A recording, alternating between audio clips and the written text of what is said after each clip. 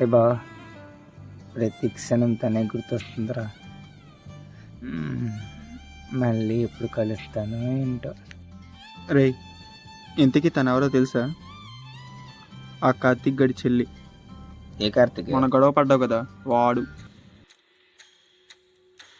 ఇప్పుడు పైకి చూసుకో.